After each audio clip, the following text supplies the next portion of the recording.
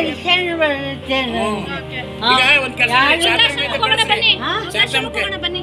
ಹಾ? ವೃದ್ಧಾಶ್ರಮಕ್ಕೆ ಹೋಗೋಣ ಬನ್ನಿ. ಅಷ್ಟೇ. ಬನ್ನಿ ಅದು ಬನ್ನಿ. ಬರ್ತೀನಿ ಬನ್ನಿ. ಅಮ್ಮ ಬಂದಾಗ ಕಳ್ಸಮ್ಮ, ಅಲ್ಲೇ ಇರ್ತಾರೆ. ಬೇಡ ಬೇಡ ಅಜ್ಜಿ. ಅಮ್ಮ ಬಿಡಿ, ಅಳಬೇಡಿ. ಇವ್ರು ಹೆತ್ತ ಮಕ್ಕಳನ್ನು ತಂದೆ ತಾಯಿ ಪ್ರೀತಿಯಿಂದ ಬೆಳೆಸುತ್ತಾರೆ. ತಮಗೆ ಊಟ ಬಟ್ಟೆ ಇಲ್ಲದಿದ್ದರೂ ಮಕ್ಕಳಿಗೆ ಯಾವುದೇ ತೊಂದರೆಯಾಗದಂತೆ ನೋಡಿಕೊಳ್ತಾರೆ.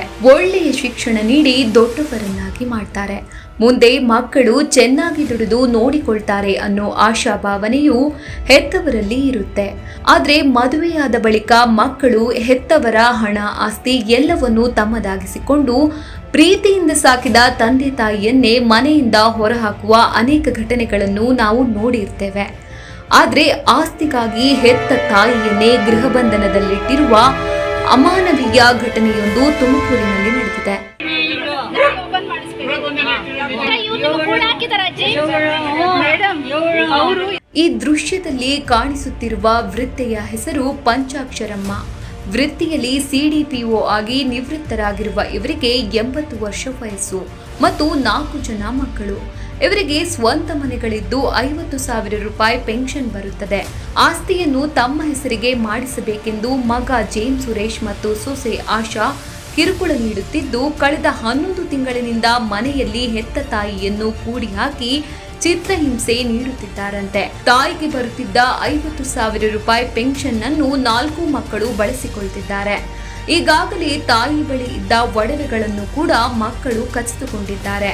ಸದ್ಯ ಮನೆಗಳನ್ನು ಮಕ್ಕಳ ಹೆಸರಿಗೆ ಮಾಡಿಕೊಡಲು ಕಿರುಕುಳ ನೀಡುತ್ತಿದ್ದಾರಂತೆ.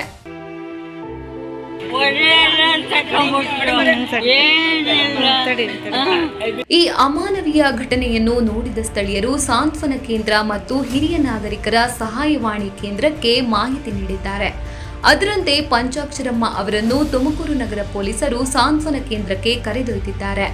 ಪಂಚಾಕ್ಷರಮ್ಮಗೆ ಸಖಿ ಕೇಂದ್ರದಲ್ಲಿ 2 ದಿನ ಚಿಕಿತ್ಸೆ ನೀಡಿ ಮಕ್ಕಳಿಗೆ ಮಾಹಿತಿ ನೀಡಿದ್ರು. ಹೀಗಿದ್ರೂ ಮಕ್ಕಳು ಬಾರದ ಹಿನ್ನೆಲೆ ಜಿಲ್ಲಾ ಕಾನೂನು ಸೇವಾ ಪ್ರಾಧಿಕಾರದ ಮೊರೆ ಹೋಗಿ ಹಿರಿಯ ಸಿವಿಲ್ ನ್ಯಾಯಾಧೀಶರಿಗೆ ದೂರು ನೀಡಿದ್ದಾರೆ. ಬಳಿಕ ನ್ಯಾಯಾಧೀಶರು ಪಂಚಾಕ್ಷರಮ್ಮ ನಿವಾಸಕ್ಕೆ ಹೋಗಿ ತಾಯಿಯನ್ನು ಸರಿಯಾಗಿ ನೋಡಿಕೊಳ್ಳುವಂತೆ ಮಕ್ಕಳಿಗೆ ಎಚ್ಚರಿಕೆ ನೀಡಿದ್ದು, ಮಕ್ಕಳು ಸರಿಯಾಗಿ ತಾಯಿಯನ್ನು ನೋಡಿಕೊಳ್ಳುವುದಾಗಿ ಹೇಳಿದ್ದಾರೆ.